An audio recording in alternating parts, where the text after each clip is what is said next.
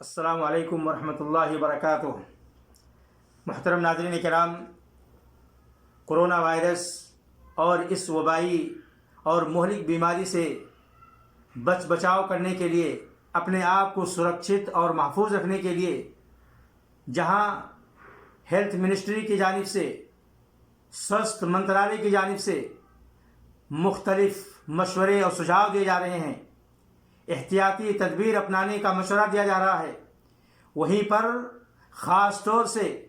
اپنے جسم کو، اپنے رہنے کی جگہوں کو، اپنے لباس کو پاک صاف رہنے کا خاص مشورہ دیا جا رہا ہے، اور خاص طور سے ہاتھ کو بار بار دھلنے کا مشورہ دیا جا رہا ہے، اور جو چیزیں ہم باہر سے خرید کے لائیں اسے دھلنے اور صاف ستھرا کر کے کھانے کا مشورہ دیا جا رہا ہے۔ اس سے یہ اندازہ ہو رہا ہے کہ اس بیماری سے بچنے کے لیے صفائی اور ستھرائی کا خیال رکھنا بہت ہی زیادہ ضروری ہے۔ میرے بھائیوں، اسلام کے اندر صفائی اور ستھرائی کو خاص مقام حاصل ہے۔ پاک صاف رہنے پر اسلام نے کافی زور دیا ہے۔ انسان اپنے جسم کو ہمیشہ پاک رکھے، اپنے لباس کو ہمیشہ پاک رکھے، اور جس جگہ پر رہ رہا ہے اس کو پاک رکھے، اور جہاں پر عبادت کر رہا ہے اس جگہ کو پاک صاف رکھے۔ ایک مسلمان کو اسلام نے اس بات پر ابھارا ہے اور اس کے اوپر ضروری قرار دیا ہے۔ اسلام نے میرے بھائیوں اپنے ماننے والوں کو صفائی ستھرائی پر اس قدر زور دیا ہے کہ قرآن میں اللہ کہتا ہے کہ اللہ تعالیٰ پاک صاف رہنے والوں سے محبت کرتا ہے۔ بلکہ یہی نہیں، بلکہ پاکی اور صفائی کو اسلام نے آدھا ایمان قرار دیا ہے، اور ایمان کا ایک بنیادی اور مرکزی حصہ قرار دیا ہے۔ اسلام نے اپنے ماننے والوں کو ہفتے میں خاص طور سے کم ایک بار غسل کرنے پر ابھارا ہے، اور اس سے زیادہ کتنا غسل کرے اس کی کوئی لمٹ نہیں ہے میرے بھائیوں۔ اور اسلام نے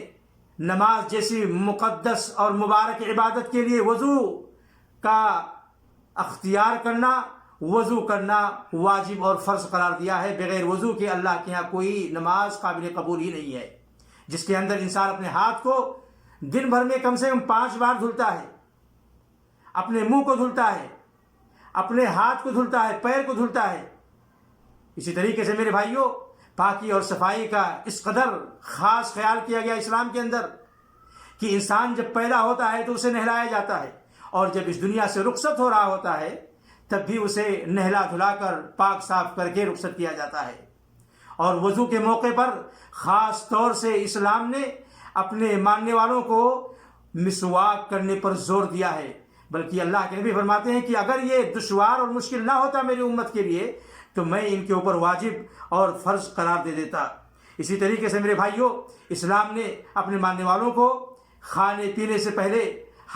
کھانے سے پہلے ہاتھ دھونے کا حکم دیا ہے، کھانے کے بعد ہاتھ دھوئیں،